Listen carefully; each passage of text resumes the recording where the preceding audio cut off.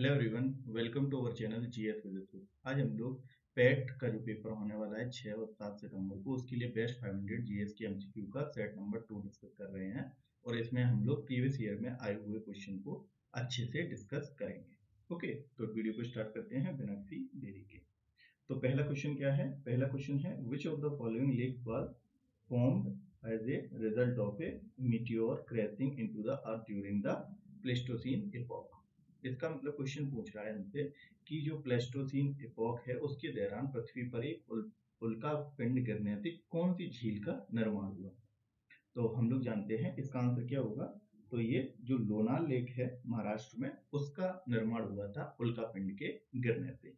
ठीक है, तो ये जो लेक है लोनार लेक कहाँ पे है? तो ये महाराष्ट्र में है। ओके, और जो उल्का पिंड है ये होते कहाँ पे हैं? ये जो है एस्ट्रॉयड बेल्ट में होते हैं। एस्ट्रॉयड जो बेल्ट है हमारे सोलर सिस्टम में, जो एस्ट्रॉयड बेल्ट है और वो कहाँ पे है?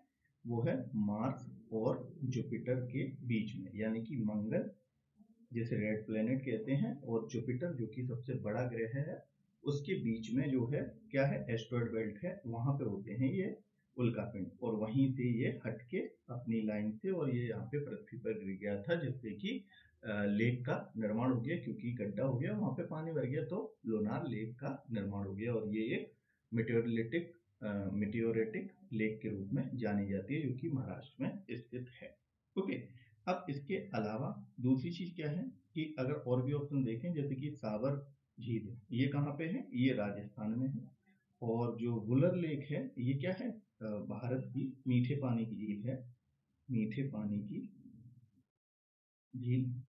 और ये कहाँ पे है? ये है जम्मू एंड कश्मीर में है। ओके, उसके बाद जो नैनी झील है, नैनी झील कहाँ पे है? नैनी झील है उत्तराखंड में। ठीक है, नैनी झील कहाँ पे है? उत्तराखंड में है।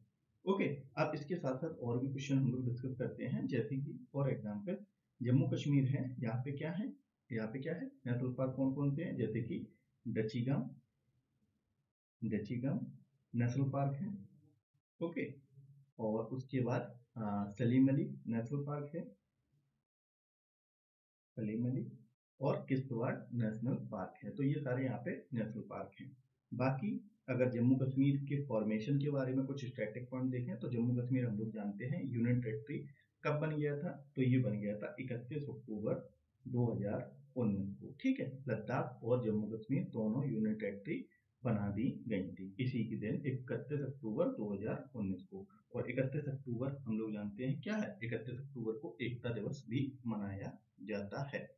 ओके, और जो उत्तराखंड के बारे में हम लोग देखें, तो उत्तराखंड में अगर थोड़ा सा देखें तो उत्तराखंड में क्या है? जैसे कि valley of flower national park है। और उत्तराखंड में क्या है? उत्तराखंड में जैसे कि राजाजी टाइगर रिजर्व भी है। राजाजी टाइगर रिजर्व कहाँ पे है? उत्तराखंड में है। और उत्तराखंड में जिम कॉर्बेट नेशनल पार्क है, तो जिसका नाम क्या हो गया? Ramganga national park. ठीक है, रामगंगा नेशनल पार्क इसका नाम हो गया है। और इससे पहले से क्या जानते थे? हेली नेशनल पार्क के नाम से भी जानते थे। ओके, अब राजस्थान की बात करें तो राजस्थान में हम लोग जानते हैं, राजस्थान में एक अरावली पर्वत श्रृंखला पाई जाती है, अरावली। ठीक है, तो अरावली जो पर्वत श्रृंखला है वो क्या है? वो एक सबसे ओल्डेस्ट फोल्डेड माउंटेन है, यानी कि पुराना वलित पर्वत है। ओल्डेस्ट फोल्डेड यानी कि वलित पर्वत है। वलित पर्वत का उदाहरण कौन सा है? अरावली पर्वत श्रृंखला, जो कि मेनली राजस्थान में, वैसे दिल्ली और भी स्टेट्स में फैली है। ठीक है, राजस्थान दिल्ली गुजरात तक है ये। ठीक है, और अरावली की सबसे ऊंची चोटी हम लोग जानते हैं क्या है? गुरु शिखर। तो ये भी आपको याद रखना है, गुरु शिखर कहाँ की ऊंची चोटी है? ये अरावली पर्वत की ऊंची चोटी है, जो कि कहाँ पे स्थित है? माउंट आबू में स्थित है, माउंट आबू में। ओके, और इसकी हाइट की अगर बात करी जाए तो ये 1722 मीटर है। ओके, बाकी जो राजस्थान है वहाँ पे भी नेशनल पार्क है, जैसे कि डेजर्ट नेशनल पार्क है, केवलादेव नेशनल पार्क है, मुकुंदरा हिल्स है। तो ये सारे यहाँ पे भी हैं। ओके, अब इसके अलावा अब नेक्स्ट क्वेश्चन देखते हैं, बाकी फिर वीडियो लंबा हो जाएगा। तो सेकंड क्वेश्चन क्या है? तो इस तरीके से हम लोग कई सारे क्वेश्चन ऐसे कर लेंगे जिससे कि हम लोगों के जो है उसमें परीक्षा में पूछे जाने वाले जो क्वेश्चन है उसमें हेल्प मिलेगी। तो सेकंड क्वेश्चन हमारा है, निम्नलिखित में से कौन सा लेख राज्य सरकार को पंचायतों को व्यवस्थित करने के लिए निर्देशित करता है? कौन सा लेख यानी कि कौन सा आर्टिकल? ठीक है, which of the following article direct the state government to organise the village panchayat? तो हम लोग जानते हैं ऑर्गेनाइज की बात कर रहा है, यानी कि ऑर्गेनाइजेशन ऑफ विलेज पंचायत, ये दिया है आर्टिकल नंबर 40 में। और आर्टिकल नंबर 40 जो कि किसके अंतर्गत आता है? Directive principle of state policy, यानी कि राज्य के नीति निर्देशक के अंतर्गत आता है। ओके, और जो कि हम लोग जानते हैं कौन से पार्ट में? ये पार्ट 4 में दिया हुआ है। और जो directive principle of state policy हम लोगों ने लिया कहाँ से? ये हमने आयरलैंड से लिया है। ठीक है, तो आर्टिकल 40 में ऑर्गेनाइजेशन ऑफ विलेज पंचायत के बारे में दिया हुआ है। और अगर पंचायत की बात करें तो पंचायत का आर्टिकल कहाँ पे दिया गया है? तो ये पार्ट जो है 9 में दिया हुआ। पार्ट 9 में किसके बारे में बताया गया है? पंचायत के बारे में बताया गया, संविधान के पार्ट 9 में। और इसमें आर्टिकल कौन से बताए गए हैं पंचायत के लिए, विलेज पंचायत के लिए? तो आर्टिकल नंबर 43 ए से लेकर ओ तक। तो ये भी आपको याद रखने हैं कि आर्टिकल नंबर 243 ए से लेकर 243 ओ तक जो है ये कहाँ पे है? ये पार्ट 9 में पंचायत के लिए आर्टिकल है। और इसमें 243 भी शामिल है, 243 ए से लेकर ओ तक। ओके, अब इसके अंदर भी और भी आर्टिकल हैं, जिसमें कि जैसे कि 243 डी है, जिसमें कि क्या दिया है? डी है, जिसमें कि रिजर्वेशन के बारे में बताया है। उसके बाद 243 आई है, इसमें जो इम्पोर्टेंट आर्टिकल है आई में, जैसे कि फाइनेंस कमीशन के बारे में बताया है। तो ये सारी चीजें आपको याद रखनी है। अब इसके अलावा जो आर्टिकल नंबर ये पार्ट 9 है, और अगर शेड्यूल पूछी जाए तो पंचायत के लिए शेड्यूल कौन सी है? तो पार्ट तो 9 है, पार्ट 9 में पंचायत के बारे में, विलेज पंचायत के बारे में बताया गया है। और आर्टिकल 40 में directive principle of state policy में ये बताया गया है कि राज्य ऑर्गेनाइज करेंगे विलेज पंचायत। ठीक है, तो ये दोनों क्वेश्चन हमने देख ली। अब अगर शेड्यूल में दिया है, जो हमारे गवर्नेंस के लिए होती है शेड्यूल, जो है हम लोगों की 12 है प्रेजेंट टाइम पे, पहले 8 थी। तो उसमें जो शेड्यूल नंबर 11 है, तो 11th शेड्यूल में दिया हुआ है किसके बारे में? पंचायत के बारे में। ठीक है, और इसमें जो है पंचायत 29 सब्जेक्ट के ऊपर कानून बना सकती है। ओके, तो ये पंचायत से रिलेटेड इतनी चीजें आपको याद रखनी है। उसके अलावा अगर आर्टिकल नंबर 40 बताएं, 48, तो आर्टिकल नंबर 48 भी किसके अंतर्गत आएगा? डीपीएसपी के अंतर्गत आएगा। क्योंकि डीपीएसपी में कितने आर्टिकल दिए हैं, कहाँ से कहाँ तक हैं? क्योंकि इससे पहले फंडामेंटल राइट का पार्ट है, पार्ट नंबर 3 में फंडामेंटल राइट दिए हैं, फिर उसके बाद पार्ट 4 में डीपीएसपी है, जिसमें कि आर्टिकल नंबर 36 से लेकर 51 तक इसमें दिए हुए हैं, किसमें? डीपीएसपी में। तो ये आर्टिकल नंबर 48 भी किसमें आएगा?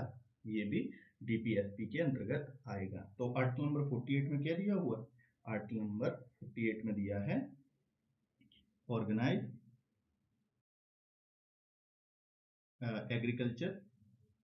Agriculture and animal husbandry.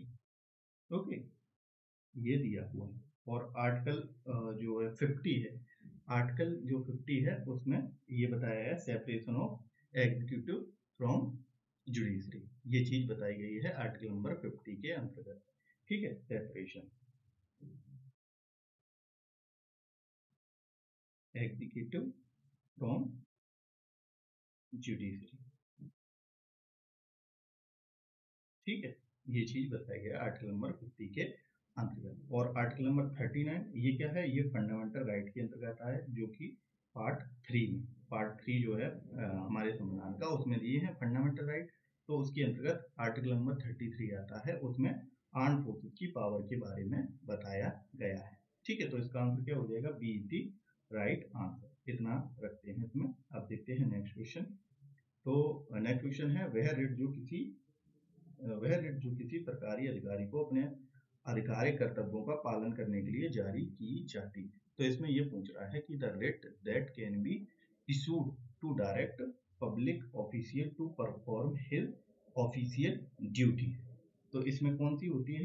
ये होती है मैंडेटरी, कि अगर कोई व्यक्ति, कोई गवर्नमेंट ऑफिशियल आपका कार्य नहीं कर रहा है तो उसके लिए आप कोर्ट में जाके ये रिट इशू कर सकते हैं मैंडामस जो है, क्योंकि जो रिट्स हैं, रिट्स क्या हैं, हम लोगों के फंडामेंटल राइट को रक्षा करने के लिए दी गई हैं, और ये 5 प्रकार की हैं, जो कि 4 ऑप्शन में दी है, एक और होती है, एक होती है प्रोहिबिशन।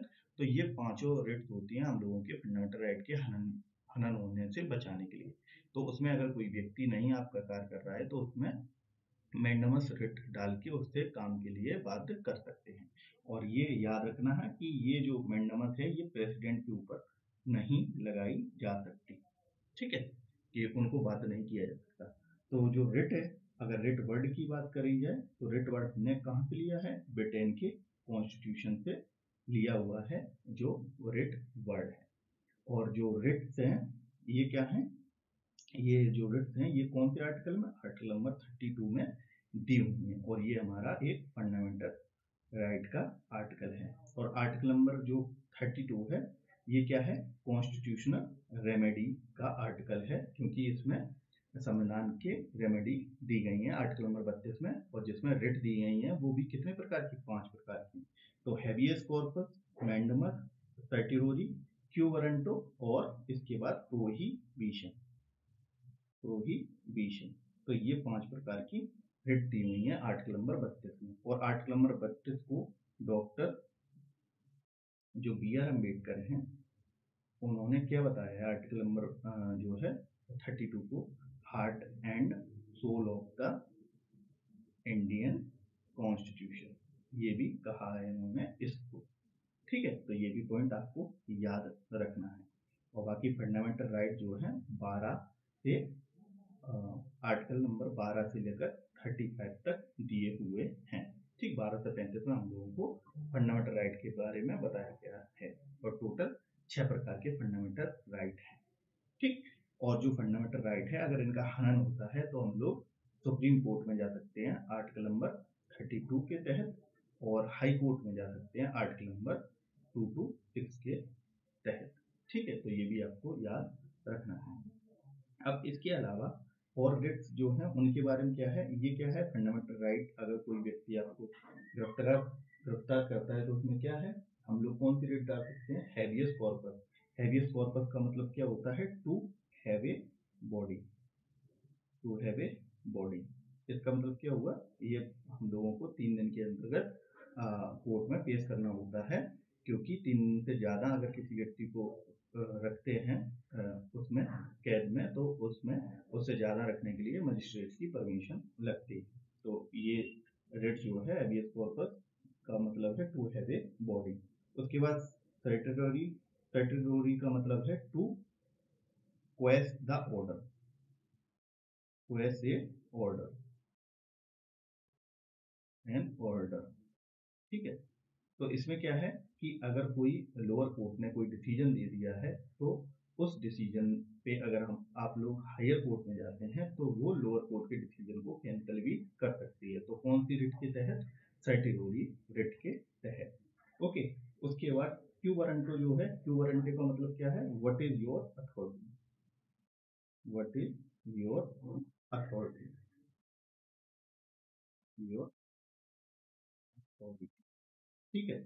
इसका मतलब क्या है कि अगर कोई व्यक्ति, कोई गवर्नमेंट ऑफिशियल अपनी अथॉरिटी के बाहर जाके कोई कार्य करता है तो उसके लिए ये रिट जो है डाली जाती है। जैसे कि फॉर एग्जांपल अगर किसी ऑफिस में कोई 2 व्यक्ति हैं जिनका प्रमोशन होना है, तो उसमें ऐसा जो जो व्यक्ति है जिसे प्रमोशन करना है वो व्यक्ति अगर अपने पावर का गलत यूज करके किसी ऐसे व्यक्ति का प्रमोशन कर देता है जो कि उसके अच्छे संबंध है जिससे, लेकिन उसका जो है उसको प्रमोशन नहीं मिलना चाहिए था और जिसको मिलना चाहिए था उसको नहीं देता है, तो इसमें ये रिट लगा सकते हैं कि तुम्हारी क्या अथॉरिटी है कि तुमने उसका प्रमोशन कर दिया जबकि एक्चुअली में दूसरा पर्सन था जिसका होना था, ओके।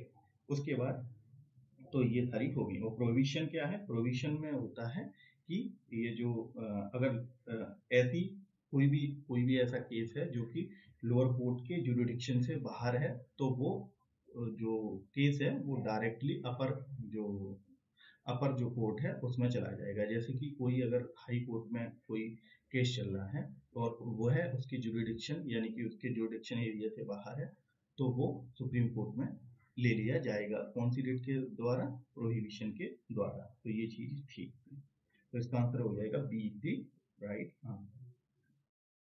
उसके बाद नेक्स्ट है the instrument use to measure the high temperature is, मतलब कि उच्च तापमान को मापने के लिए कौन सा जो उपकरण है उसका उपयोग किया जाता है। तो हम लोग इसमें आंसर लगाएंगे कौन सा होगा, क्योंकि हाई टेम्परेचर की बात कर रहा है। हाई टेम्परेचर का मतलब पायरोमीटर, क्योंकि पायरो माने क्या होता है? हाई टेम्परेचर, और मीटर मतलब मापने वाला। तो मतलब कि पायरोमीटर हो गया इसका हाई टेम्परेचर को मापने वाला।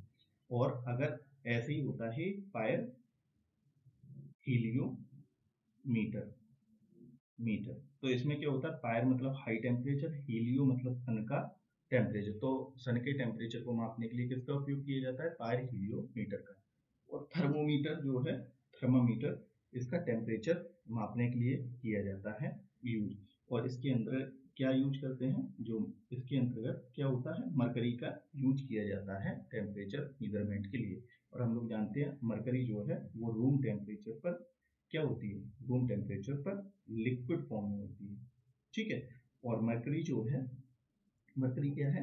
मरकरी जो है -39 डिग्री सेंटीग्रेड पर क्या हो जाता है? इसका फ्रीज हो जाती है, यानी कि जम जाती है -39 डिग्री सेंटीग्रेड पर। इसका मतलब कि थर्मोमीटर जो है, थर्मोमीटर से अगर टेम्परेचर मापना है तो -39 डिग्री सेंटीग्रेड तक का ही माप सकते हैं। अगर उससे नीचे ना मापना है तो हम लोग क्या करेंगे? तो दूसरे थर्मोमीटर का यूज करेंगे, जो कि होते हैं एल्कोहल थर्मामीटर। एल्कोहल थर्मामीटर का यूज किया जाता है -39 डिग्री सेंटीग्रेड से नीचे के टेम्परेचर को मापने के लिए। ओके। और मरकरी के बारे में एक चीज और, अगर मरकरी की कंजप्शन ज्यादा कर ले, अगर ज्यादा कंजप्शन ज्यादा करते हैं तो उससे क्या हो जाता है? मिनीमाटा, मिनीमाटा डिजीज हो जाती है। तो ये भी क्वेश्चन आपको याद रखना है। उसके बाद अगर और ऑप्शन देखें तो आंसर तो ये है ही। उसके बाद जो थर्मोग्राफ है ये क्या टेम्परेचर का ग्राफ के लिए है। उसके बाद पीडोमीटर है, ये पीडोमीटर होता है मोबाइल्स में, वॉचेस में, स्मार्ट वॉच हैं जो, उसमें स्मार्ट वॉच जो है इनमें किस लिए होता है? ये होता है स्टेप काउंटिंग के लिए, स्टेप काउंटिंग के लिए पीडोमीटर होता है। ओके, तो अब देखते हैं नेक्स्ट क्वेश्चन। नेक्स्ट क्वेश्चन है stainless steel is an alloy of, मतलब कि जो स्टेनलेस स्टील है वो एक मिश्र धातु किस किस की है। तो ऑप्शन देखते हैं आयरन, कार्बन, निकिल। तो आयरन, कार्बन नहीं, कार्बन होता है निकिल, लेकिन क्रोमियम भी होता है, मतलब कि B is the right answer. तो आयरन, क्रोमियम, निकिल व कार्बन भी होता है। तो कार्बन जो है बहुत ही 0.0 लगभग 1.2% के लगभग होता है इसमें कार्बन भी स्टेनलेस स्टील में। तो स्टेनलेस स्टील में आयरन होता है, क्रोमियम होता है, निकिल भी होता है। और सबसे ज्यादा आयरन का कंटेंट होता है 75% के लगभग। उसके अलावा 10 से 15% क्रोमियम और 10% निकिल होते हैं, ठीक है। तो ये चीज B is the right answer. अगर आयरन की बात करें तो Fe, और जिसका अगर एटॉमिक नंबर की बात करें, यानी कि number of proton present in the iron, उसी को कहते हैं एटॉमिक नंबर। तो ये होता है 20, 29 नहीं 26, ठीक है। और आयरन जो है, आयरन में क्या होता है? रस्टिंग हो जाती है, रस्टिंग, ठीक, रस्टिंग यानी कि जंग लग जाती है। तो इससे बचाने के लिए हम लोग क्या करते हैं? इसके ऊपर जो जिंक है, जिंक का क्या चढ़ा देते हैं? एक प्लेट चढ़ा देते हैं, एक लेयर चढ़ा देते हैं जिंक की आयरन के ऊपर, जिससे कि वह जंग ना लगे, जंग ना खाए, मतलब कि आयरन पर जंग ना लगे। तो उसको क्या कहते हैं? उसे कहते हैं गैल्वेनाइजेशन, गैल्वेनाइजेशन कहते हैं। ओके। और ये अगर इलेक्ट्रिसिटी के माध्यम से किए जाए तो उसे कहते हैं इलेक्ट्रोप्लेटिंग, इलेक्ट्रोप्लेटिंग, ठीक है। तो ये चीज आपको याद रखनी है। और जिंक का परमाणु क्रमांक 30 होता है, ये भी आपको याद रखना है। ओके। अब इसके अलावा क्रोमियम हम लोग जानते हैं 24 है क्रोमियम का। और ये चीज क्रोमियम जो है प्रेजेंट होता है स्टेनलेस स्टील में, और ठीक है। तो B is the right answer. अब नेक्स्ट क्वेश्चन है minimum support price for the various agriculture crop are announce by. तो क्वेश्चन पूछ रहा है कि विभिन्न कृषि फसलों में जो न्यूनतम समर्थन मूल्य यानी कि एमएसपी जो होता है, एमएसपी वो है किसके द्वारा घोषित किया जाता है, ये क्वेश्चन पूछ रहा है। तो इसमें होता है पार्लियामेंट्री, ये होता है सी, इसका आंसर क्या हो जाएगा C, cabinet committee on economic affairs के द्वारा ये चीज बताई जाती है कि एमएसपी यानी कि मिनिमम सपोर्ट प्राइस, इसका मतलब क्या होता है, एमएसपी का मतलब क्या होता है, एमएसपी का मतलब कि अगर जो किसान हैं उनकी अगर फसल खराब भी हो जाती है तो भी गवर्नमेंट उन्हें ये मिनिमम प्राइस पे करेगी उस फसल का, ठीक है, मिनिमम सपोर्ट प्राइस।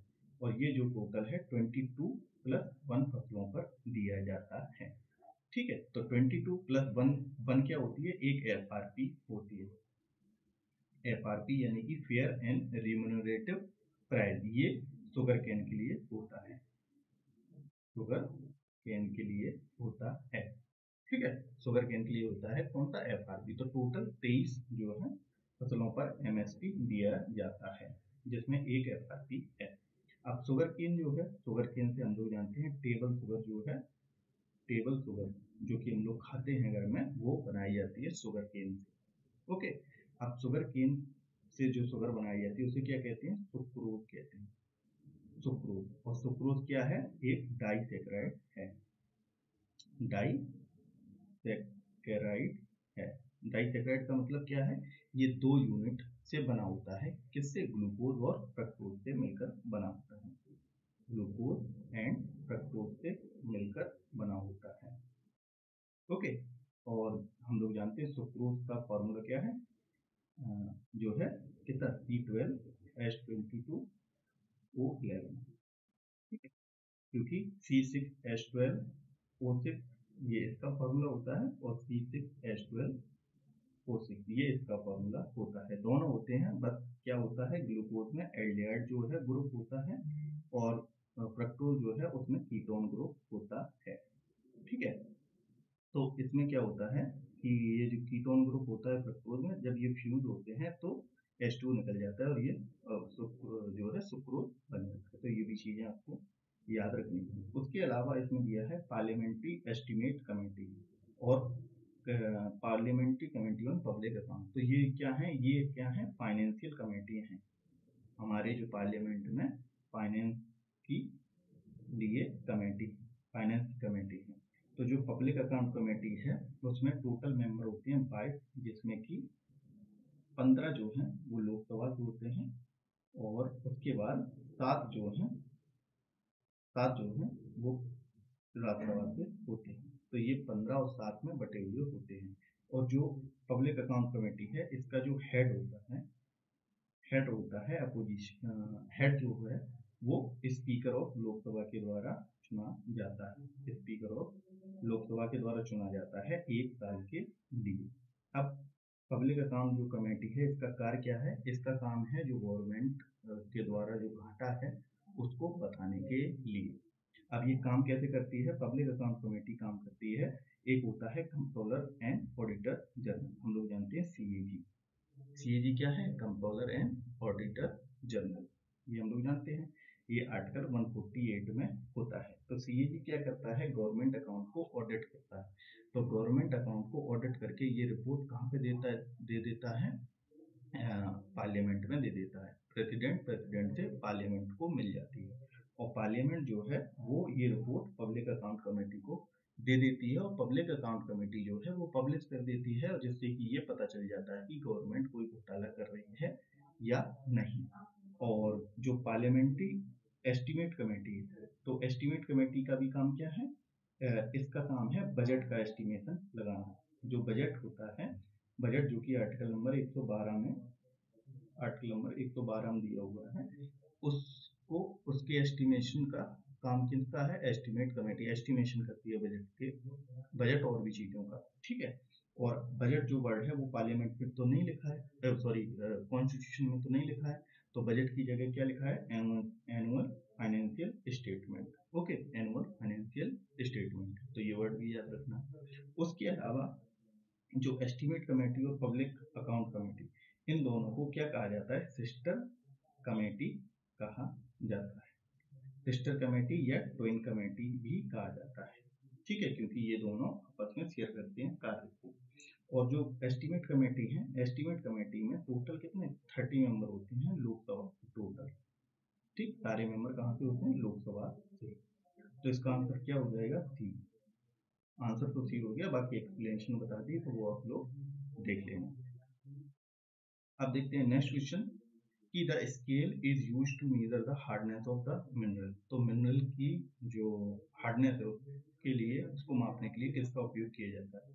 तो ये हम लोग जानते हैं किसका उपयोग किया जाता है, ये किया जाता है B is the right answer, यानी कि मोहो स्केल जो है उसका उपयोग किया जाता है मिनरल की जो है कठोरता को नापने के लिए। ओके, उसके अलावा यहाँ पे लिखा है मर्कली। मर्कली स्केल का उपयोग किसके लिए किया जाता है? ये इंटेंसिटी किसके लिए? अर्थक्वेक की, अर्थक्वेक जो है उसकी इंटेंसिटी मापने के लिए किसका उपयोग किया जाता है? मर्कली स्केल का उपयोग किया जाता है। ओके, उसके अलावा अर्थक्वेक के लिए, जो अर्थक्वेक की स्टडी को क्या कहते हैं? सिस्मोलॉजी, ठीक है, सिस्मोलॉजी कहते हैं। और जो अर्थक्वेक की तो का जो ग्राफिकल रिप्रेजेंटेशन होता है उसे कहते हैं सिस्मोग्राफ, ठीक है, सिस्मोग्राफ। ओके, तो ये भी पॉइंट याद रखना है। और अर्थक्वेक हम लोग जानते हैं जो रिंग ऑफ फायर है हमारा पैसिफिक ओशियन में, पैसिफिक ओशियन, पैसिफिक ओशियन यानी कि प्रशांत महासागर जो कि हमारा सबसे बड़ा महासागर है, उसमें रिंग ऑफ फायर, उस एरिया में सबसे ज्यादा अर्थक्वेक आते हैं क्योंकि वहां पर प्लेटों के डिस्ट्रक्टिव एंड है, यानी कि जो टेक्टोनिक मूवमेंट वहां पे सबसे ज्यादा होती है, यानी कि प्लेटों का टकराव वहां ज्यादा होता है, जिससे कि वहां पर अर्थक्वेक आने की ज्यादा संभावना रहती है, जैसे रिंग ऑफ फायर कहते हैं। हम लोग फिगर में देखेंगे कभी आगे नेक्स्ट वीडियो में। ओके, अब उसके बाद अगर इसका मैग्नीट्यूड के लिए, जो अर्थक्वेक का जो मैग्नीट्यूड है, मैग्नीट्यूड, तो इसके लिए किसका उपयोग किया जाता है? तो मैग्नीट्यूड के लिए किसका उपयोग किया जाता है? चलो अभी याद नहीं आ रहा, चलो नेक्स्ट फिर देखते हैं। तो नेक्स्ट क्वेश्चन देखते हैं, mangrove forest are not found in the state, मतलब कि निम्न में से कौन सी जगह पर मैंग्रोव नहीं पाए जाते हैं? तो मैंग्रोव हम लोग जानते हैं कहाँ पे पाए जाते हैं? कोस्टल एरिया में पाए जाते हैं, यानी कि जहाँ पर समुद्र का किनारा होता है वहां पर मैक्सिमम पाए जाते हैं मैंग्रोव।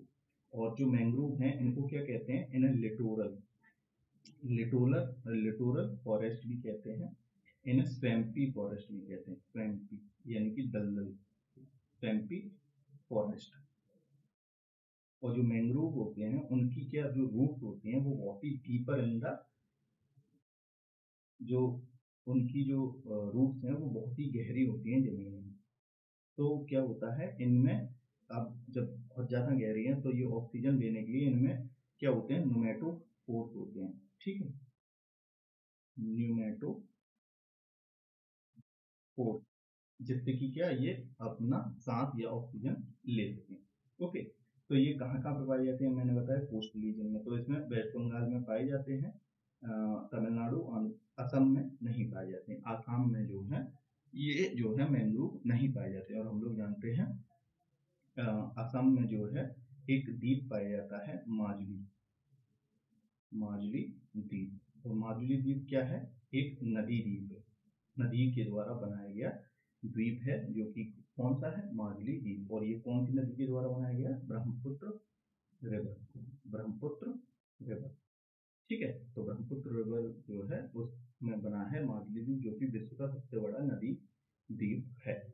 ओके, अब जो है और असम के बारे में देख लेते हैं। तो इसमें जो असम जो है हम लोग जानते हैं असम की राजधानी तो दिसपुर है, ठीक है, दिसपुर क्या है? असम की राजधानी है। और यहाँ पर मनास, ओरांग, नामेरी, ठीक है, ये सारे क्या है?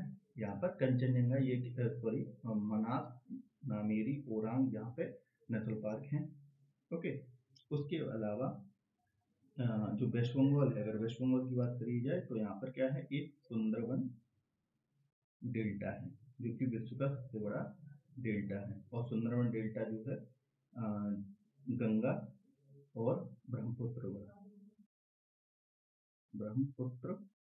रिवर के द्वारा बनाया जाता है, गंगा और ब्रह्मपुत्र के द्वारा बनाया जाता है। और ब्रह्मपुत्र जो रिवर है वो भारत में असम में ब्रह्मपुत्र रिवर के नाम से जानी जाती है, और बाकी जब ये सुंदरवन डेल्टा में जब चल जाती है तो वहाँ पर ब्रह्मपुत्र रिवर को जमुना के नाम से जाना जाता है, और गंगा को पद्मा के नाम से जाना जाता है सुंदरवन डेल्टा में, और इन दोनों की कॉमन धारा को मेघना कहते हैं अंत में। ठीक है, तो ये एक रूट समझाएंगे कभी गंगा और ब्रह्मपुत्र का, तब आप लोग समझेंगे कि जो ब्रह्मपुत्र है उसके भी कई सारे नाम हैं, जैसे कि इसका नाम देहांग भी है, ठीक है, और इसका नाम यार्लू जंगू भी है, यार्लू जंगू जंगू, और इसका नाम सांगपो भी है, सांगपो भी है। तो ब्रह्मपुत्र के कई सारे नाम हैं, ये हम लोग जब रूट देखेंगे तब हम लोग देख लेंगे ब्रह्मपुत्र का भी और वीडियो में। तो इसका आंसर क्या हो जाएगा, D is the right answer. अब इसके बाद नेक्स्ट देखते हैं, residuary power of legislature are interested to, यानी कि विधानमंडल की जो रेजिड्यूरी शक्तियां हैं वो किससे सौंपी गई हैं। तो जो रेजिड्यूरी पावर होती क्या है, सबसे पहले तो रेजिड्यूरी पावर जो है वो हमने कनाडा जो है कनाडा की कॉन्स्टिट्यूशन से ली है। ओके, और रेजिड्यूरी पावर ये होती है कि जो हमारी जो लिस्ट है, जो 7th शेड्यूल में दी है, 7th जो शेड्यूल है उसमें दी गई है लिस्ट यानी कि एक कॉन्करेंट लिस्ट, ठीक, एक स्टेट लिस्ट और एक सेंट्रल लिस्ट। ठीक, तो उसमें जो विषय है उसके अंतर्गत, जैसे कि सेंटर में जो विषय दिए गए हैं उस पर सेंट्रल गवर्नमेंट कानून बनाती है, स्टेट जो गवर्नमेंट में जो विषय दिए गए हैं उस पर स्टेट गवर्नमेंट अपने कानून बनाती है, और कंकरेंट में जो दोनों में कॉमन सब्जेक्ट दिए हैं जिससे स्टेट एज वेल एज जो है concurrent state as well as centre दोनों कानून बना सकती है। फिर इसके भी इतर अगर कोई कानून है जो कि इन लिस्ट में विषय में इंगित नहीं है, यानी कि इनमें जो विषय दिए गए इनमें नहीं है, तो वो चला जाता है कहाँ पे, रेजिटरी लिस्ट में। फॉर एग्जाम्पल जो 2013 में जो साइबर लॉ आया था, साइबर लॉ, तो वो किसके अंतर्गत रखा गया, वो रखा गया रेजिडुअल पावर के अंतर्गत। तो ये किसे सौंपी गई है, इसमें ये पूछा इसकी शक्तियां दी गई हैं किसको, पार्लियामेंट को दी गई हैं, और पार्लियामेंट को यानी कि संसद को दी गई हैं, जो कि हम लोग जानते हैं आर्टिकल नंबर 79 के अंतर्गत हैं, जिनमें लोकसभा, राज्यसभा और प्रेसिडेंट से मिलकर पार्लियामेंट बनती है। लोग ये भी चीज जानते हैं, संसद का निर्माण लोकसभा, राज्यसभा और प्रेसिडेंट के द्वारा होता है। आर्टिकल 52 में प्रेसिडेंट दिया है, 80 में लोकसभा है और 81 में राज्यसभा है। ठीक है, तो B A B right answer. अब देखते हैं next, the first Nobel prize in economics was awarded to, मतलब कि पहला जो है नोबेल प्राइज वो किसे दिया गया है। तो ये क्वेश्चन का आंसर क्या हो जाएगा, पॉले सैमुअल्सन, अमरसेन या जेन टाइवर एंड रेगनर फिश। तो इसका आंसर हो जाएगा D is the right answer, यानी कि रेगनर जो फिश हैं उन्हें, रेगनर फिश और जेन टिम्बर इनको मिला है ये first Nobel prize in economics, यानी कि इकोनॉमिक्स का पहला नोबेल प्राइज। ठीक है, तो D is the right answer. अब इसके बाद अमरसेन जो है इनको भी नोबेल प्राइज मिला है, ये बाहर की हैं, और इनको मिला है 1998 में इकोनॉमिक्स का नोबेल मिला है, और किसके लिए, वेलफेयर ऑफ इकोनॉमिक्स, ठीक, उसके लिए मिला है 1998 में अमरसेन जी को। और रेगनर फिश जो है इन्होंने क्या बताया है, इन्होंने मैक्रो इकोनॉमी के बारे में भी बताया है रेगनर फिश ने। ठीक, मैक्रो इकोनॉमी यानी कि ब्रॉडर लेवल पर इकोनॉमी को डिस्कस करना, जैसे कि जीडीपी हम लोग देखते हैं ना, तो ये ब्रॉडर रूप में अगर इकोनॉमी को डिस्कस करते हैं तो ये किसने बताया है, रेगनर फिश।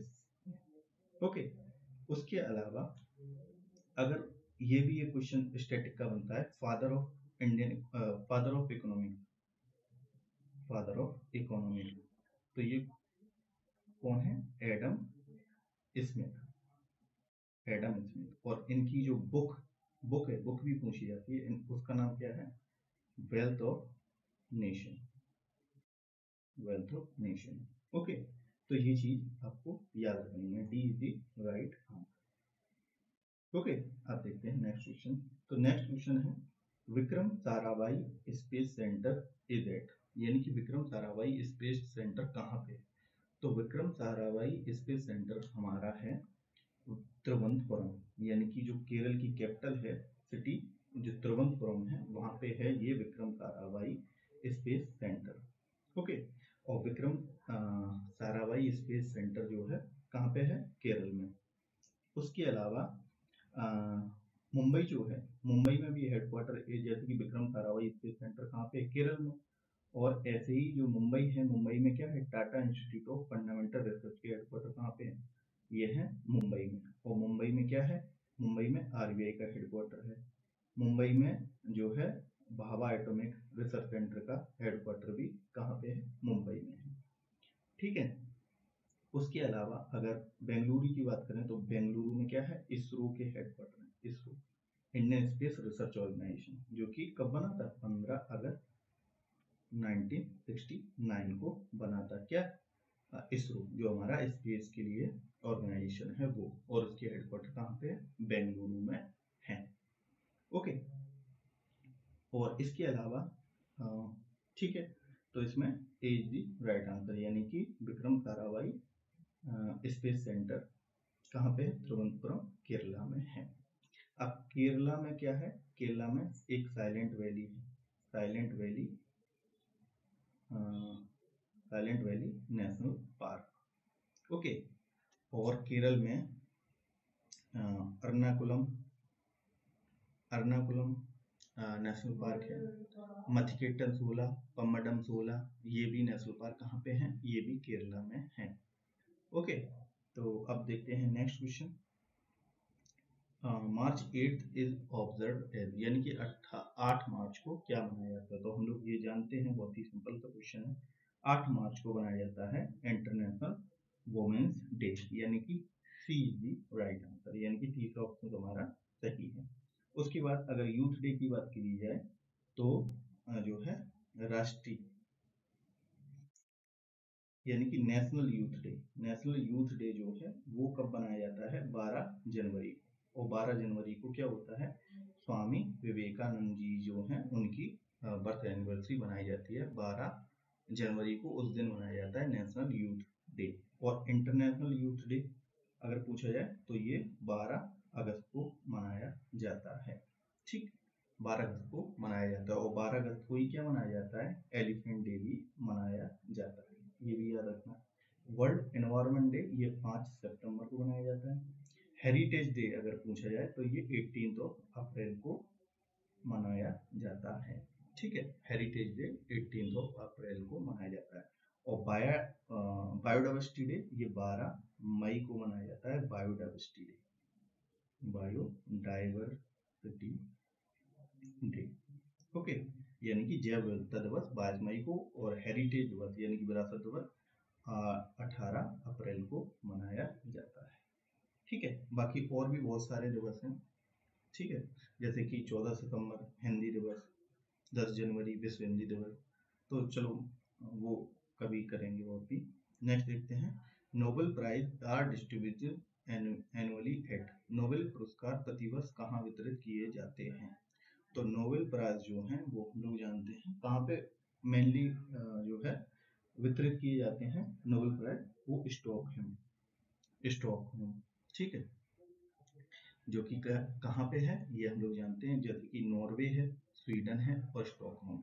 तो ये तीनों नॉर्डिक कंट्री हैं, नॉर्डिक में डेनमार्क भी आता है। तो नॉर्वे, स्वीडन, फिनलैंड, फिनलैंड की राजधानी स्टॉकहोम में ये यहाँ पे दिए जाते हैं। ठीक है, और जो पीस के लिए, तो यहाँ पे जो है ये 5 विषय में नोबेल दिया जाता है स्टॉकहोम में, जिसमें कि फिजिक्स है, केमिस्ट्री है, मेडिसिन है, लिटरेचर है, और फिजिक्स, केमिस्ट्री, मेडिसिन, लिटरेचर और इकोनॉमिक्स। इसके लिए यहाँ पे ये कहाँ पे दिए जाते हैं? स्टॉकहोम में। और पीस के लिए दिया जाता है नॉर्वे में दिया जाता है। ठीक है। और नोबेल प्राइज की बात करें तो नोबेल प्राइज 1895 में स्टार्ट हुए थे और पहली बार नोबेल दिए गए थे 1901 में, ठीक 1901 में। और ये स्टार्ट हुए थे अल्फ्रेड नोबेल के द्वारा, अल्फ्रेड नोबेल जिन्होंने किसका आविष्कार किया था, डायनामाइट का। ओके, तो ये चीज आपको याद रखना है अगर यहाँ पे, तो इसका B is the right answer. अब देखते हैं मनीला। तो मनीला जो है वो कैपिटल किसकी है, फिलीपींस की। तो फिलीपींस जो कि ईस्ट में पड़ता है हमारा और पैसिफिक ओशियन में एक कंट्री है जो है मनीला। तो मनीला जो कि फिलीपींस की कैपिटल है, यहाँ पे क्या है, एडीबी के हेडक्वार्टर है। एडीबी यानी कि एशियन डेवलपमेंट बैंक, जो कि कब बना था, 1966 में, ठीक है। और यहीं पे क्या है, इंटरनेशनल राइस रिसर्च सेंटर के भी हेडक्वार्टर कहाँ पे है, ये फिलीपींस की राजधानी मनीला में ही है। आप जिनेवा में, जिनेवा जो कि क्या है, स्विट्जरलैंड का एक सिटी है, जिनेवा है जहाँ पर सबसे ज़्यादा हेडक्वार्टर है यूएन के। जैसे कि WHO जो कि कब बना था, 1948 में, 7 अप्रैल 1948 को। तो WHO जो है वर्ल्ड हेल्थ ऑर्गेनाइजेशन, इसके हेडक्वार्टर कहाँ पे है, ये जो है कहाँ पे है, ये जिनेवा स्विट्जरलैंड में है। उसके अलावा जो है वर्ल्ड ट्रेड ऑर्गेनाइजेशन, यानी कि जो 1995 में बना था, इसके भी हेडक्वार्टर कहाँ पे है, ये भी जिनेवा स्विट्जरलैंड में। यानी कि जिनेवा स्विट्जरलैंड में मैक्सिमम जो W से स्टार्ट और O से खत्म है, उनके सारे हेडक्वार्टर जिनेवा स्विट्जरलैंड में हैं। ठीक है, ये एक मतलब 90% हेडक्वार्टर जो W से स्टार्ट हो और O पे खत्म हो, वो सारे जिनेवा में स्थित हैं। ओके, जैसे ILO का हेडक्वार्टर भी कहाँ पे है, जिनेवा स्विट्जरलैंड में है। तो कुछ डिफरेंट भी हैं इस वजह से। अब न्यूयॉर्क में, जो न्यूयॉर्क में UNDP का हेडक्वार्टर है, यानी कि यूनाइटेड नेशन डेवलपमेंट प्रोग्राम, इसका हेडक्वार्टर कहाँ पे है, न्यूयॉर्क में है। और UN के हेडक्वार्टर भी कहाँ पे है, न्यूयॉर्क में है। ओके, तो B is the right answer. उसके अलावा नेक्स्ट क्वेश्चन देखते हैं, IVF मतलब कि in vitro fertilisation technique was first devised by, यानी कि सबसे पहले कहाँ विकसित की गई थी IVF टेक्नोलॉजी। तो IVF क्या है, IVF हम लोग जानते हैं क्या है, इन विट्रो फर्टिलाइजेशन टेक्नोलॉजी है, जो कि विकसित की गई थी किसके द्वारा, Patrick steppe and Robert Edward के द्वारा, यानी कि ए इज द राइट आंसर, इनके द्वारा की गई थी। IVF में होता क्या है, तो IVF जो है इन वर्टो फर्टिलाइजेशन टेक्निक होती क्या है, इसमें होता है क्या, जो फीमेल होती है और मेल होता है, तो फीमेल से एग लेते हैं और मेल से स्पर्म लेते हैं, और ये एक जो है उपकरण होता है, उसके अंदर ये दोनों फर्टिलाइज कराते हैं और जाइगोट जो है उसका निर्माण कराते हैं, और ये फिर फीमेल की बॉडी में इंसर्ट करा देते हैं, जिससे कि जो है बच्चा बन जाता है। ओके, तो ये होता है IVF। तो ये इसको जो है किसने किया, विकसित किया था, तो ये पैट्रिक स्टेपी और रॉबर्ट एडवर्ड द्वारा किया गया था। ठीक है, उसके अलावा तो इज द राइट आंसर, तो ये चीज आपको याद रखनी है। नेक्स्ट क्वेश्चन देखते हैं। नेक्स्ट क्वेश्चन है, which of the following not representative of Buddhist art. तो निम्न में से कौन सी चीज जो है वो बौद्ध कला का प्रतिनिधित्व नहीं करती है। तो इसमें आंसर हो जाएगा क्या, B is the right answer, यानी कि गोपुरम जो होते हैं वो क्या होते हैं, मंदिर के जो गेट होता है साउथ इंडिया में, द्राविड, जो साउथ इंडिया में जो मंदिर है वो कौन सी शैली से बने हुए हैं, वो द्रविड़ियन शैली के बने हुए हैं, और उनमें जो गेट होता है उसे क्या कहते हैं, गोपुरम। तो ये क्या है, ये मंदिर की कला है। बाकी जो स्तूप हैं, विहार हैं और चैत्य हैं, ये क्या है, ये सारे बुद्धिस्ट आर्ट के अंतर्गत आते हैं। और बुद्ध का मतलब क्या होता है, जिसको ज्ञान की प्राप्ति हो गई हो, मतलब कि एनलाइटन वन, ठीक है। और जो बुद्ध भगवान है उनका जन्म कहाँ हुआ था, लुम्बिनी कहाँ पे, नेपाल में हुआ था। और यहाँ पे क्या है, रोमनदेही पिलर भी है। ओके, तो जो बिहार चैत्य और स्तूप होते हैं, इनमें क्या होता है, जो बिहार क्या है, रेजिडेंशियल हॉल है, जो मॉन्क हैं, जो नन है, मॉन्क हैं, वो रहते थे जहाँ पे, उसे क्या कहते हैं, विहार कहते हैं। ठीक है, तो ये क्या है, रेसिडेंट है। और उसके बाद चैत्य जो क्या है, ये क्या है, यहाँ पे क्या होते हैं, रिलीजियस प्लेसेस हैं चैत्य। ठीक है, रिलीजियस प्लेसेस हैं। तो जो मंदिर हैं उनके गेट को कहते हैं गोपुरम। तो हमारा B is the right answer. और जो कि द्राविड़ शैली के मंदिर हैं, यानी कि जो साउथ इंडिया के टेम्पल हैं, साउथ इंडिया में जो टेम्पल बनते हैं वो कौन सी शैली में बने हुए हैं, द्राविड़ शैली में हुए हैं। और जो नॉर्थ इंडिया के टेम्पल हैं वो कौन सी शैली में बने होते हैं, स्टाइल, नागर स्टाइल ऑफ टेम्पल। ठीक है, उसके अलावा जो मिड शैली है, यानी कि नॉर्थ इंडिया हो गया, साउथ इंडिया में द्राविड़ हो गया, द्राविड़ शैली। ठीक है, और जो बीच में आ गया जैसे कि एमपी महाराष्ट्र इस टाइप में, तो यहाँ पे होता है वेसर। तो ये तीनों पूरे भारत में जो मंदिर हैं वो इन श्रेणियों में बनते हैं। नॉर्थ इंडिया में नागर शैली के आर्किटेक्ट के द्वारा, आर्किटेक्चर के हिसाब से, यहाँ पर बेसर मिड में, मध्य भारत में, और दक्षिण भारत में द्राविड़ शैली में बनते हैं। यानी कि B is the right answer हो गया इस क्वेश्चन में। अब नेक्स्ट क्वेश्चन है, the study of mountain is known as, study of mountain, तो माउंटेन यानी कि पहाड़ों के अध्ययन को कहा जाता है ओरोलॉजी। ठीक है, ऑन्कोलॉजी होती है कैंसर की स्टडी, कैंसर की स्टडी को कहते हैं ऑन्कोलॉजी।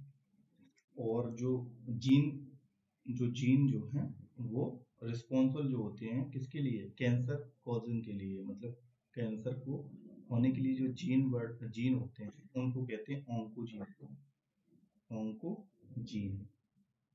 ठीक है, और जो जीन वर्ड है वो किसने दिया है, जोहानसन ने दिया है। जोहानसन जो है उन्होंने क्या दिया है, जीन वर्ड को दिया है।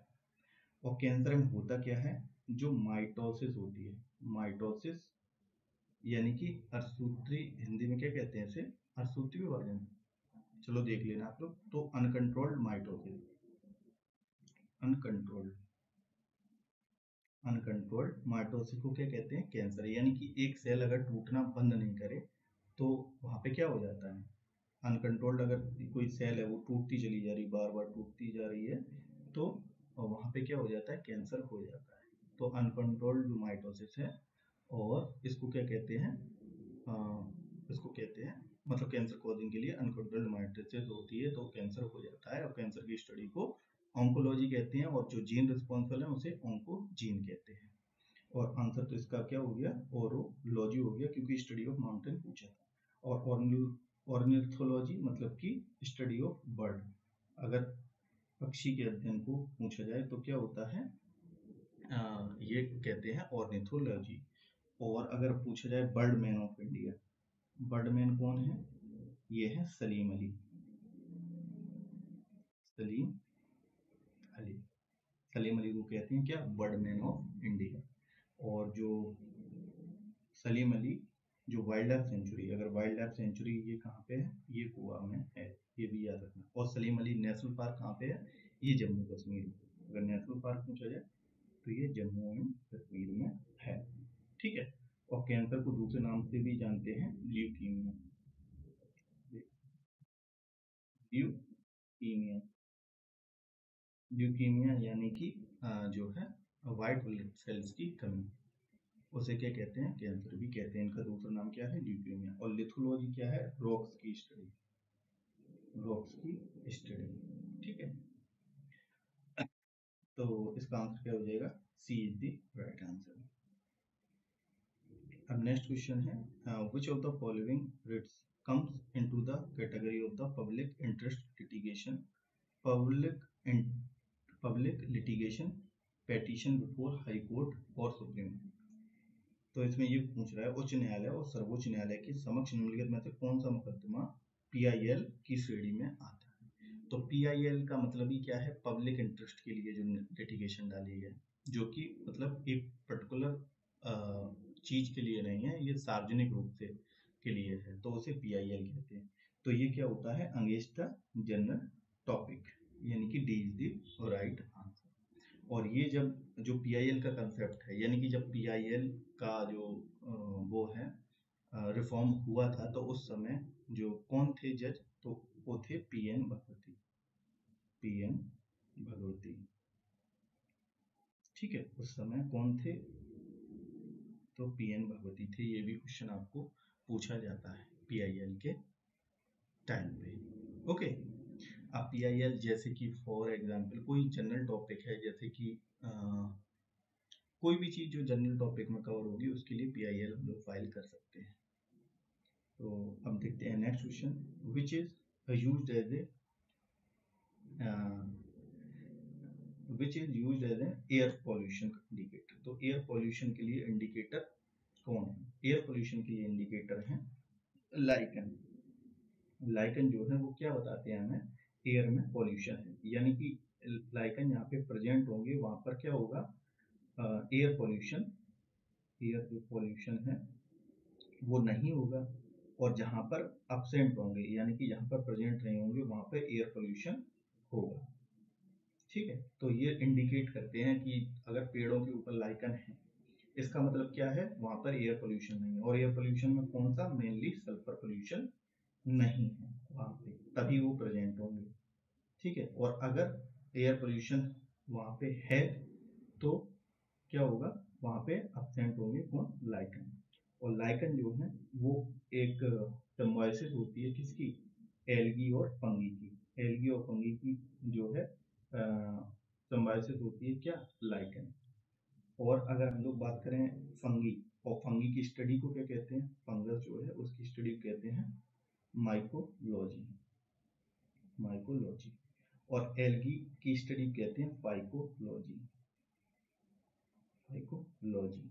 ठीक है, और लाइकन के लिए पार्क कहाँ पे है, लाइकन के लिए पार्क जो है वो कहाँ पे है, उत्तराखंड में है, पिथौरागढ़, पिथौरागढ़ डिस्ट्रिक्ट में लाइकन पार्क है। और बैक्टीरिया को किसने बताया था, लीवेनहॉक ने, लीवेनहॉक। ठीक है, इन्होंने बताया था बैक्टीरिया के बारे में। तो ये देख लेना, तो लाइकन जो है वो क्या है, पॉल्यूशन के इंडिकेटर हैं। तो इसमें आंसर क्या हो जाएगा, T is the right answer. उसके बाद नेक्स्ट क्वेश्चन देखते हैं 18। निम्नलिखित में से कौन सी जो है अंतःस्रावी ग्रंथि गर्दन में पाई जाती है, यानी कि हमारे जो गर्दन है वहां पर कौन सी एंडोक्राइन, एंडोक्राइन का मतलब क्या होता है, अंतःस्रावी ग्रंथियां क्या करती हैं, हार्मोन को रिलीज करती हैं, हार्मोन को रिलीज करती हैं। और जो एक्सोक्राइन ग्लैंड होती हैं, यानी कि बहिस्रावी ग्रंथियां हैं, वो क्या करती हैं, वो एंजाइम का एंजाइम जो है वो सीक्रेट करती हैं, यानी कि एंजाइम को सीक्रेट यानी कि श्रवण करती हैं। ठीक है, तो एंडोक्राइन, एक्सोक्राइन। और कुछ ग्रंथियां होती हैं जो मिक्स होती हैं। तो जो अगर ग्लैंड के बारे में हम लोग एक बार देख लें, तो जो ग्लैंड हैं, जो ग्रंथियां हैं हमारी बॉडी में, उनका काम क्या है। तो जो ग्लैंड हैं वो 3 प्रकार की हैं। एक तो है एंडो, मतलब कि अंतःस्रावी, एंडोक्राइन ग्लैंड। एक है एक्सोक्राइन ग्लैंड, यानी कि बहिस्रावी। और एक है मिक्स ग्लैंड, यानी कि इसमें एंडो और एक्सो दोनों पार्ट होंगे। ठीक है, तो एंडो और एक्सो। अब जो एंडोक्राइन ग्लैंड होती हैं उनमें क्या होता है, ये होती हैं डक्टलेस। डक्टलेस का मतलब कि ये सीधी जो है ब्लड स्ट्रीम में खुली हुई होती हैं, यानी कि इनसे हार्मोन निकलते हैं। और एंडोक्राइन ग्लैंड डक्टलेस हैं तो इनसे क्या निकलेगा, हार्मोन, हार्मोन। और हार्मोन निकलेंगे तो क्या, सीधे ब्लड में जाएंगे और तुरंत काम करेंगे। ठीक है, तो ये डक्टलेस ग्लैंड है। और डक्टेड ग्लैंड होती हैं एक्सोक्राइन ग्लैंड, डक्टेड यानी कि ये डायरेक्टली नहीं मिलेंगे। तो ये जो है ये क्या निकालती हैं, एंजाइम। ठीक है, और मिक्स ग्लैंड क्या है, ये दोनों चीजें निकलेंगी, हार्मोन और एंजाइम।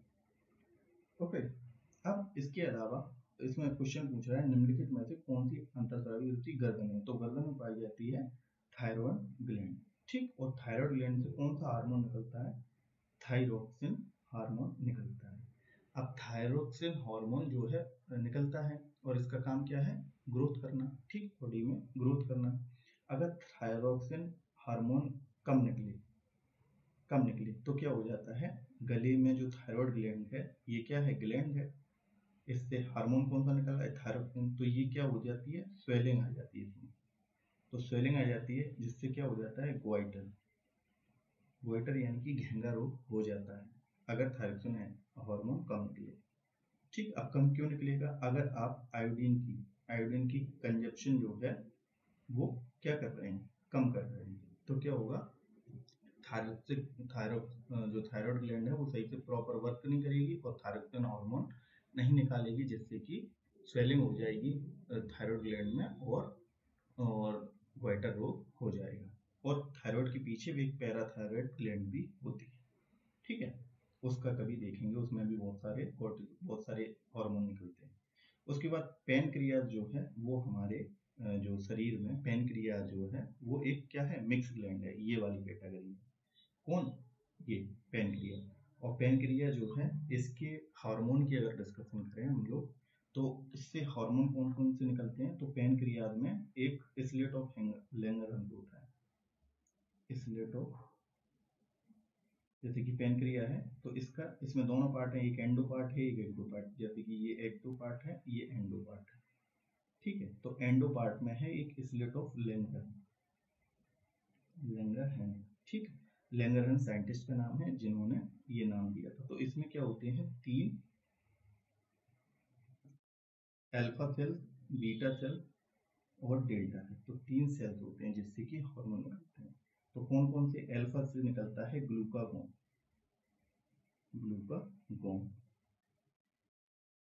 ठीक है, और बीटा से निकलता है इंसुलिन, और डेल्टा से निकलता है सोमेटोस्टेटिन, तो 3 हार्मोन निकलते हैं जो है एंडो पार्ट से पैनक्रियाज की, क्योंकि पैनक्रिया क्या है, एक मिक्स ग्लैंड है। तो इसमें काम क्या है, जैसे कि ग्लूकागोन का काम क्या है और इंसुलिन का काम क्या है और सोमेटोस्टेटिन का काम क्या है, तो ये भी पूछा जाता है। तो सबसे पहले तो यही क्वेश्चन है कि मिक्स ग्लैंड कौन सी है, तो वो है पैनक्रियाज। पैनक्रियाज से कौन कौन से हार्मोन निकलते हैं, तो हम लोगों ने बताया उसमें 3 सेल्स होते हैं, अल्फा, बीटा और डेल्टा, जिसमें बीटा सेल से इंसुलिन निकलता है। ये क्वेश्चन बहुत पूछा जाता है कि इंसुलिन कहाँ से निकलता है, तो इंसुलिन जो है वो बीटा सेल से निकलता है और इसलेट ऑफ लैंगरहंस से, लैंगरहंस की जो द्वीपकाएं हैं वहां से निकलता है बीटा सेल से इंसुलिन हार्मोन। और इसका कार्य क्या है इंसुलिन का, जो हम लोग ग्लूकोज खाते हैं, ग्लूकोज यानी कि कोई भी चीज हम लोग खाते हैं तो वो क्या अल्टीमेटली फॉर्म जो बॉडी एक्सेप्ट करती है वो किस फॉर्म में करती है, ग्लूकोज में। तो ये ग्लूकोज को किस में बदलता है, ग्लाइकोजन में बदलता है, ग्लाइकोजन में। और ग्लूकोज जो है, ग्लूकोज क्या है, ग्लूकोज एक इंस्टेंट एनर्जी का सोर्स है, इंस्टेंट एनर्जी, यानी कि हम लोग ग्लूकोज खाएंगे तो तुरंत एनर्जी आ जाती है। तो एक्सेस जो ग्लूकोज यानी कि बॉडी को जो रिक्वायरमेंट है उससे ज्यादा जो ग्लूकोज मिलेगा तो क्या कर दिया जाएगा, उसे कन्वर्ट कर दिया जाएगा ग्लाइकोजन में। और ये किसके द्वारा किया जा रहा है, इंसुलिन के द्वारा किया जा रहा है ये काम, कि जो बॉडी का ग्लूकोज है एक्स्ट्रा उसे ग्लाइकोजन यानी कि रिजर्व एनर्जी, इसे कहते हैं ग्लाइकोजन को रिजर्व एनर्जी, यानी कि ये जो है स्टोर कर देता है रिजर्व एनर्जी के रूप में, ठीक। और ग्लाइकोजन को क्या कहते हैं, रिजर्व एनर्जी, और ये ग्लूकोज एक्स्ट्रा जो ग्लूकोज है वो कन्वर्ट कर देता है इंसुलिन ग्लाइकोजन के रूप में, और ये स्टोर हो जाती है हमारे मसल्स में और लिवर में, ठीक है। तो ग्लाइकोजन स्टोर हो जाता है कहाँ पे, लिवर और मसल्स में, ओके, ये भी पॉइंट याद रखना है। अब अगर बॉडी को अगर खाना नहीं मिल रहा है, ठीक है, तो वो क्या करेगी, हमारी जो ग्लाइकोजन ये रिजर्व कर दी थी इंसुलिन ने ग्लाइकोजन टैंक में, तो उसको क्या काम करेगा, जो ग्लूकागोन है जो अल्फा सेल से निकल रहा है पैनक्रियाई से, तो ये काम क्या करेगा, ये इसका जस्ट उल्टा काम करेगा। ये क्या करेगा, जो ग्लाइकोजन है जो रिजर्व एनर्जी है उसे ग्लूकोज में कन्वर्ट करता रहेगा, जिससे कि हम लोगों को एनर्जी मिलती रहे जब हम लोगों को ऊपर से ग्लूकोज की कमी हो रही है तब, ठीक है। तो ये चीज है किसका, ग्लूकागोन का काम। और सोमेटोस्टेटिन का काम क्या है, इन दोनों की रेगुलेशन देखना, ओके। इन दोनों की रेगुलेशन कौन देखेगा, ये सोमेटोस्टेटिन जो डेल्टा सेल से निकल रहा है वो ये देखेगा इंसुलिन और ग्लूकागोन यानी कि अल्फा बीटा सेल सही से काम कर रहे हैं, हार्मोन निकाल रहे हैं कि नहीं, ओके। इसका काम है। उसके बाद पिट्यूटरी ग्लैंड जो है हम लोग जानते हैं सारे हार्मोन कहाँ से निकलते हैं, पिट्यूटरी ग्लैंड से, यानी कि इसको क्या कहते हैं, मास्टर ग्रंथि कहते हैं, मास्टर ग्लैंड कहते हैं।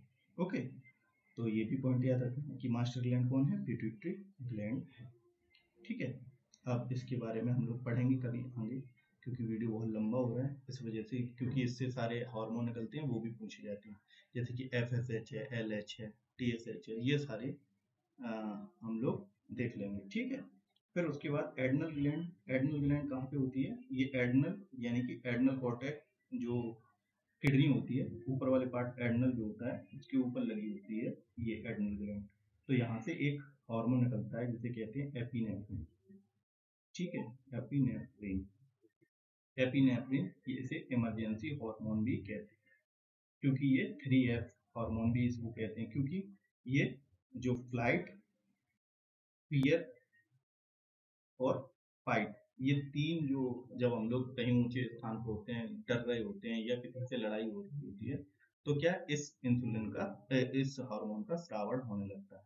ठीक है, तो तभी इसे क्या कहते हैं, इमरजेंसी हार्मोन। और इससे क्या होता क्या है, इससे होती है हमारी हार्ट बीट तेज। ठीक है, तो कभी अगर व्यक्ति का हार्ट बंद हो जाता है तो जो डॉक्टर्स हैं वो किसका, कौन से हार्मोन का इंजेक्शन देते हैं, तो वो एपिनेफ्रिन का इंजेक्शन देते हैं, या इसे एड्रेनलिन भी कहते हैं। एड्रेनलिन, एपिनेफ्रिन जो हार्मोन है इसका दूसरा नाम एड्रेनलिन भी है, और इमरजेंसी हार्मोन भी तभी कहते हैं क्योंकि इमरजेंसी में जब व्यक्ति का हृदय बंद हो गया तो डायरेक्ट इस हार्मोन का इंजेक्शन देंगे, जिससे कि हार्ट बीट तेज हो जाएगी और हार्ट रनिंग करना लगेगा। ठीक है, तो इसके कई सारे नाम है, एपिनेफ्रिन हार्मोन, एड्रेनलिन और इमरजेंसी हार्मोन, और इसे 3F हार्मोन भी कहते हैं। 3F मतलब कि flight, fear and fight. Okay, तो इसका आंसर क्या हो जाएगा, B is the right. Next question, the famous Vishnu temple, जो विष्णु टेम्पल है अंकोर वाट में, वो किसके द्वारा बनाया गया है, तो ये हम लोग जानते हैं। 1 घंटे का वीडियो हो गया, चलो ठीक है, तो जल्दी कर लेते हैं। तो ये सूर्यवर्मन द्वितीय जो है इनके द्वारा बनाया गया था अंकोर वाट, कंबोडिया में। कंबोडिया जिसकी राजधानी हम लोग जाना नाम पेन है, नाम पेन है, राजधानी किसकी है, कंबोडिया की है, और ये साउथ ईस्ट एशियन नेशन है, यानी कि हमारे भारत से अगर देखें तो ये साउथ ईस्ट एशिया में पड़ता है। ठीक है, ठीक है, तो ये याद कर लेना, B is right. Next question, निम्नलिखित में से किस देश में सबसे अधिक संख्या में जो है द्वीप है, तो हम लोग जानते हैं सबसे ज्यादा जो द्वीपी देश है, जिसे अब बहुत से ज्यादा द्वीपों में बसा है, तो उसे क्या कहते हैं, वो कौन सा जो है कंट्री है, वो है इंडोनेशिया। इंडोनेशिया हम लोग जानते हैं जो ग्रुप ऑफ द्वीपों से बने हुए कंट्री, उसे क्या कहते हैं, एक आर्कीपेलागो कहते हैं। तो इंडोनेशिया एक क्या है, आर्कीपेलागो है, यानी कि बहुत सारे द्वीपों से मिलकर बना हुआ है। ठीक है, और क्यूबा जिसकी राजधानी हम लोग जानते हैं हैती है, और क्यूबा एक वेस्ट इंडीज कंट्री है। मालदीव जिसकी राजधानी माले है, और ये इंडियन ओशियन में पाया जाता है। ठीक है, ये भी हम लोगों को याद रखना है। और क्यूबा जो कि हम लोग जानते हैं हमारे जो वेस्ट इंडीज है, जो कि लैटिन अमेरिका के ईस्ट में है, वहाँ पे क्यूबा पड़ता है, और इसे चीनी का कटोरा भी कहा जाता है वर्ल्ड का। तो क्यूबा हैती। और उसके बाद फिलीपीन, ये हम लोग अभी डिस्कस कर चुके हैं, इसकी राजधानी क्या है, मनीला। ठीक, बाकी चलो इतना ही रखते हैं आज, फिर नेक्स्ट सेट में देखेंगे, बहुत अच्छे से एक्सप्लेन करेंगे, अब बहुत जल्दी जल्दी करेंगे क्वेश्चन, क्योंकि 500 क्वेश्चन होने में टाइम लगेगा। धन्यवाद, वीडियो अच्छा लगा हो तो बताना, तो नेक्स्ट पार्ट लाऊंगा, अदरवाइज मैं नहीं लाऊंगा। ठीक है, तो वीडियो भी यहीं खत्म करते हैं। वीडियो अच्छा लगा हो तो कमेंट में जरूर बताना, कोई भी कमी हो वो बताना, और अगर आगे लाना है वीडियो तो बताना। तो हम लोग अभी 8 दिन के लगभग हैं, 8 दिन में बहुत सारे क्वेश्चन कर लेंगे, जिससे कि आपका GS का पोर्शन जो है वो कंप्लीट हो जाएगा। धन्यवाद।